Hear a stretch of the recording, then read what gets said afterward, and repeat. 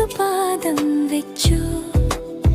വാതിൽ പടി കടന്നപ്പോൾ വായുവിൽ താമര നീരിന്റെ തണുപ്പു പടർന്നു. കൈകൾ ചേർത്തു ഞാൻ നിന്നു മൗനത്തിൽ.